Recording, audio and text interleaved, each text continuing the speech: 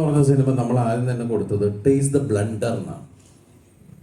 ബ്ലണ്ടറാണ്. ഇപ്പം എനിക്ക് എൻ്റെ ചെറുപ്പകാലത്ത് എനിക്ക് തോന്നിയിട്ടുള്ളത്, പാരച്യൂട്ടിൽ ആൾക്കാരെ ഇറങ്ങാൻ കണ്ടപ്പോൾ എനിക്ക് തോന്നിയിട്ടുണ്ട് 3-4 കുട കൂട്ടി വെച്ചിട്ട് ചാടിയ കറക്റ്റാവൂലെന്ന്. നമ്മുടെ വിഡിത്തങ്ങളായ ചിന്തകളാണ്.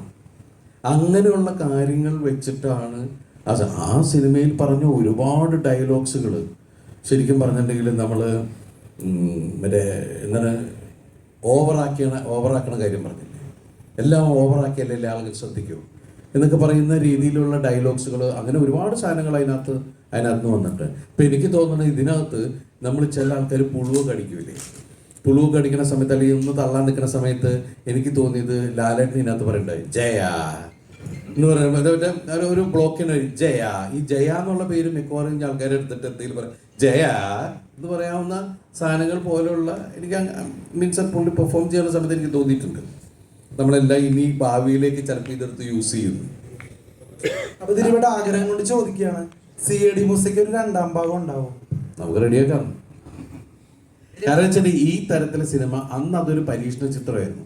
ആ സിനിമ ആദ്യം സെൻസർ കഴിഞ്ഞിട്ട് അതിൻ്റെ കോപ്പി എടുക്കുന്ന സമയത്ത് തിരുവനന്തപുരത്തുള്ള അതിൻ്റെ നമ്മുടെ ആ പടത്തിൻ്റെ PR തന്നെ കുറേ പേരുണ്ടായിരുന്നു. ആ സിനിമ ഇരുന്ന് കാണുമ്പോൾ ഞാൻ ചോദിച്ചു എങ്ങനെയുണ്ടെന്ന് ചോദിച്ചു.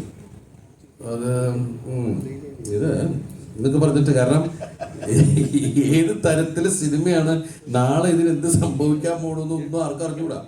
പക്ഷെ നമുക്കൊരു തോന്നലുണ്ടല്ലോ, നമുക്ക് തോന്നിയ മണ്ടത്തരങ്ങളും നമുക്ക് തോന്നിയ ചില ഇങ്ങനെ ആയിക്കൂടെ എന്നൊക്കെ തോന്നുന്ന കാര്യങ്ങൾ ചെയ്തൊരു സിനിമയാണത്. ആ സിനിമ എത്ര ഇപ്പം 2-3 തലമുറയായിട്ട് ആ കുറച്ച് സിനിമയെ കുറിച്ച് സംസാരിക്കും. നമ്മൾ ഇന്നും അതിൻ്റെ 2ാം ഭാഗത്തെ കുറിച്ച് സംസാരിക്കുന്നത്. റീ-റിലീസ് പ്ലാൻ ഉണ്ടോ? റെഡിയാക്കി വെച്ചിട്ടുണ്ട്. നിങ്ങൾ നിർബന്ധിച്ച 2026 CID മ്യൂസിക് റീ-റിലീസ് ഉണ്ടാവും? വേണോ? നമ്മളിത് കൊണ്ടുവന്നിട്ട് അവസാനം പ്രിന്റ് പബ്ലിസിറ്റി കാശ് കൊടുക്കാൻ പറ്റണ്ടായി പോരും. ലോജിക്കില്ലെന്ന് ആദ്യമേ പറഞ്ഞേക്കാട്ടോ ആ പടത്തില്.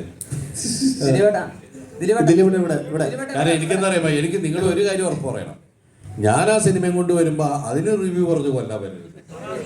ഇല്ല ഇപ്പൊ ഈ മീശ മാധവന്റെ കാര്യം പറയുകയാണെങ്കിൽ